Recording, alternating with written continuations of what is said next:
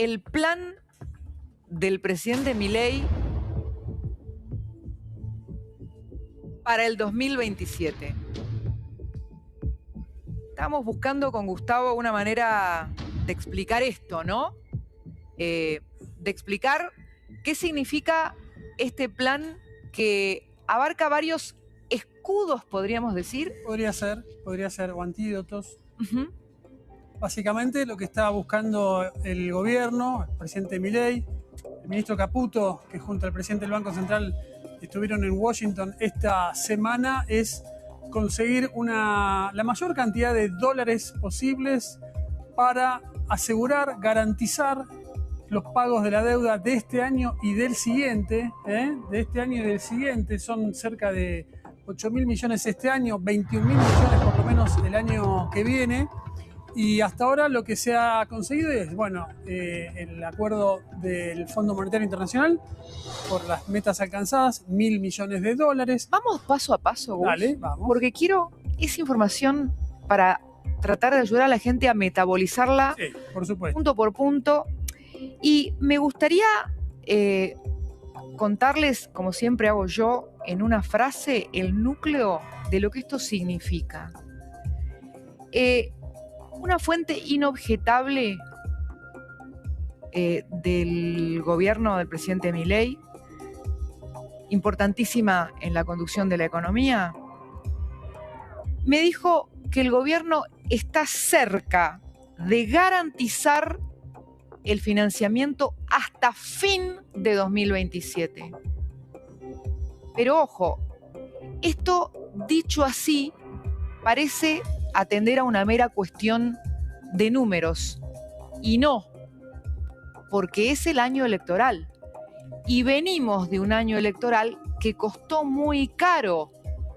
Entonces ahora sí vamos a contarte punto por punto, despacito, claro, lo que significa por ahora esto y lo que puede significar de acuerdo a lo que está negociando el equipo económico. Bueno, entonces tenemos lo que se anunció oficialmente esta semana, los 1.000 millones de dólares del Fondo Monetario Internacional, y hoy surgió también la posibilidad, el anuncio del Banco Mundial de ofrecer una garantía que en dólares significa por lo menos 2.000, pero puede ser más, para que el gobierno sobre esa garantía emita también un nuevo bono.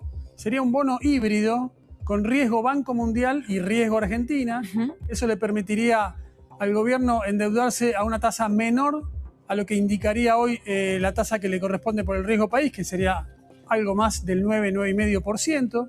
Con esta garantía incluida en el bono, se podría bajar ese costo de financiamiento a por lo menos 6-7%. Claro, o sea, vos decís que estos 515 puntos que cuando el gobierno intenta... Claro, pero cuando el gobierno intenta salir al mercado, si toma en cuenta estos números, prácticamente se le duplica. Le tenés que sumar a estos puntos los 420 puntos más o menos, que es la tasa de los Estados Unidos, que es el kilómetro cero del riesgo país de todos los países. Por lo tanto, lo que nos está explicando Gustavo es que con esta composición... combinación de riesgos, Banco Mundial más riesgo Argentina. Baja, porque obviamente el riesgo del Banco Mundial es bajísimo. Claro, entonces eso hace que cueste menos. Y vos Exacto. Fíjate que el Fondo Monetario, ¿te acordás que tenía un pedido de cancelar deuda en el mercado internacional? Sí.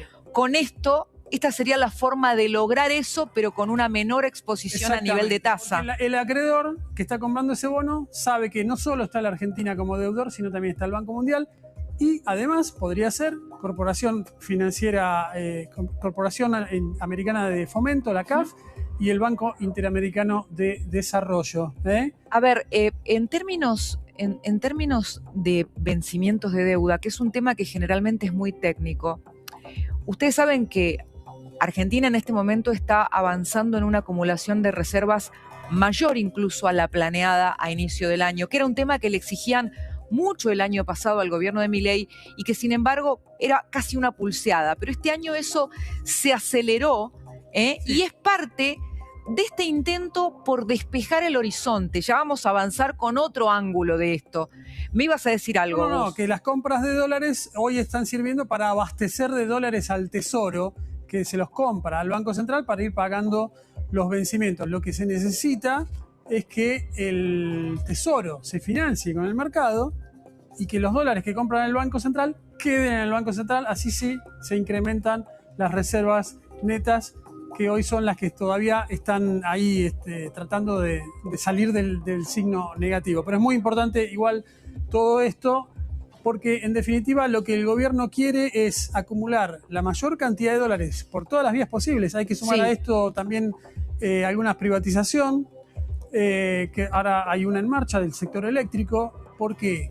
Porque quiere estar lo más fortalecido posible en términos de divisas para enfrentar un fenómeno parecido al del año pasado, entre mayo y septiembre, octubre, cuando la gente empezó a dolarizar, a comprar dólares, porque veía que había algunas dudas sobre el programa económico, pero a su vez la competitividad del partido opositor. Vos sabés que hace un ratito, cuando juntábamos toda esta información, que es de fuentes inobjetables, como te decíamos, me acordé, pensando en qué nombre ponerle a este esfuerzo por lograr escudos para otro año electoral, lo que dijo Javier Milei cuando tuvo que dar la mala noticia del índice de inflación, y quiero que le prestes atención a cómo define el presidente eso que pasó durante las elecciones, porque ahí vamos a entender lo que está buscando ahora y te vamos a agregar 2 puntos más.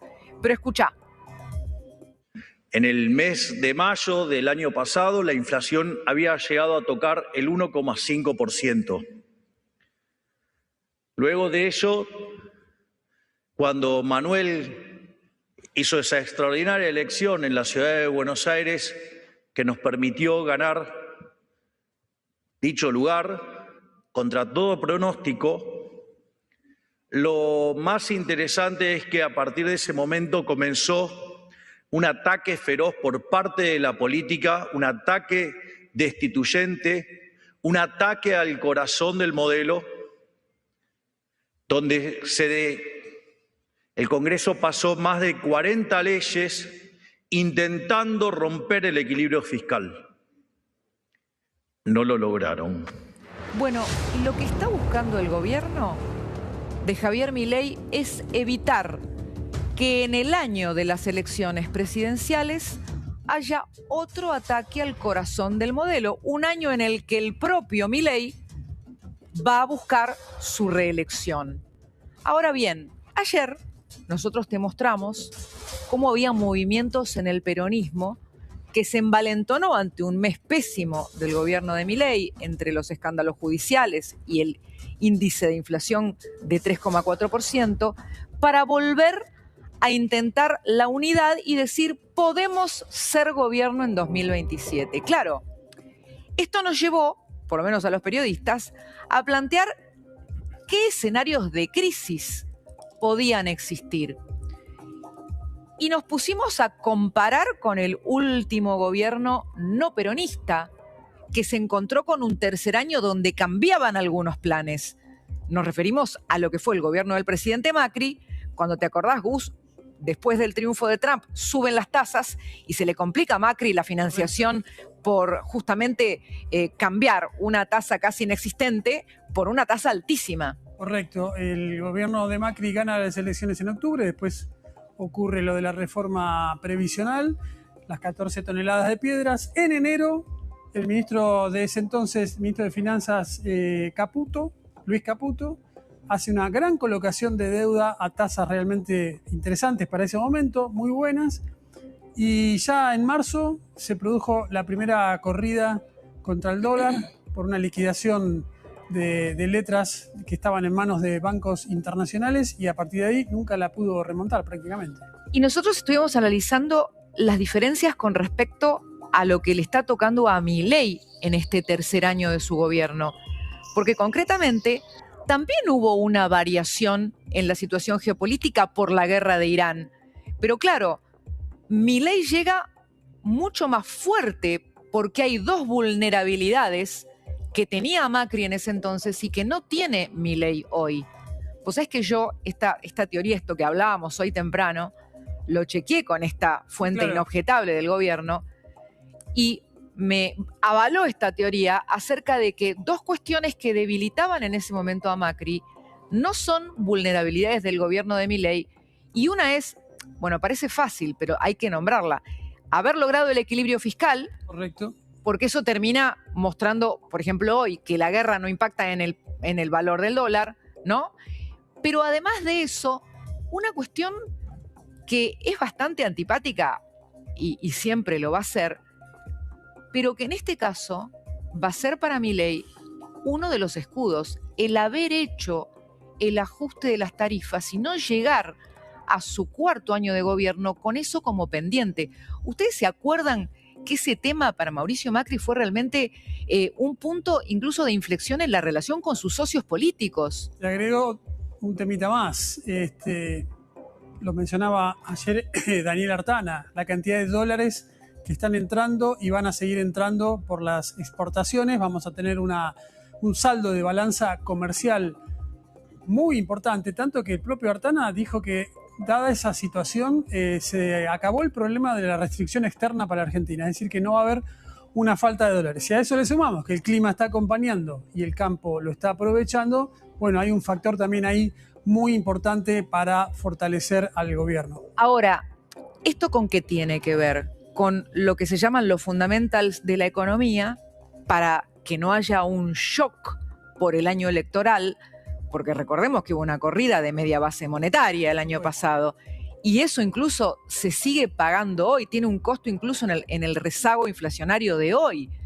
Ahora bien, esto garantiza un triunfo electoral y por lo menos garantiza contener la inestabilidad que significa en la economía argentina una elección, sobre todo si hay dos modelos totalmente distintos que están compitiendo, porque eso genera una incertidumbre feroz. Pero claro, probablemente, y también lo venimos diciendo, todo se va a terminar jugando en la sensación de cada uno sobre su situación personal, cómo le está yendo en su vida con su situación económica personal. Por supuesto, después, si podemos, vamos a ver algunos números de la situación del empleo, según un informe reciente de ayer del INDEC, y ahí vamos a ver cómo la cuestión expectativas todavía es un tema muy desafiante para el gobierno, y que yo creo que todos estos aportes del sector financiero con los dólares, si baja el riesgo país más pronunciadamente, se puede recrear otra vez créditos más baratos para las empresas, crezca la inversión y mejore el clima económico. Acá estamos, mira, esto es un informe de ayer del INDEC sobre la cuenta de ingresos y dice que hay 23,2 millones de trabajadores en total, blanco, negro, todas las categorías. Tenemos 16,7 millones que son asalariados, pero tenés asalariados registrados con aportes en blanco, recibo de sueldo, vacaciones, aguinaldo, salud, 11 millones, y no registrados 5,75 millones de personas.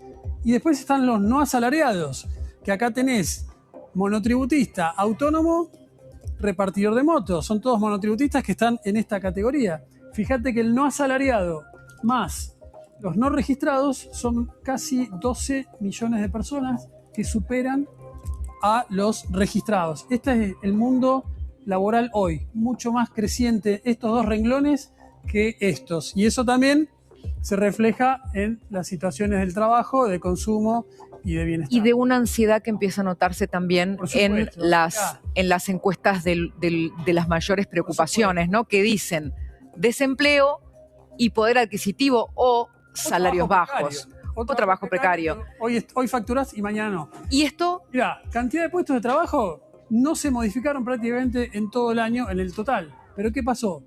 Los asalariados bajaron, los asalariados registrados, la cantidad de puestos de trabajadores registrados bajó 0,7, también bajó la del trabajo totalmente informal, y mira cómo crece el renglón. El renglón donde, recuerdo, están los conductores de plataformas y los repartidores, entre otros, entre comillas, lo más dinámico Que ahí del trabajo. vemos una especie de red en los trabajos de aplicaciones, Claro. para el que queda de pronto sin un trabajo Por supuesto. registrado. Mirá, ¿Y esto qué es para terminar, Esto es Gus? todo, la cantidad de plata que se destinó a pagar salarios Sí. creció el año pasado 32,5% contra una inflación del 31,5%. O sea que mínima recuperación del poder adquisitivo en toda la masa de trabajadores. Obviamente algunos pueden haber ganado más si está en el sector petrolero, por ejemplo, y algunos... Esto es obviamente, año a año. último trimestre del 2025 contra último trimestre del 2024. Y seguramente si vos te estás preguntando por estos últimos 3 meses, la situación se siente un poco más complicada porque ahí sí... Por la disparada, entre comillas, de la inflación y las paritarias que vienen para atrás. Muchas gracias, Gus. Por favor.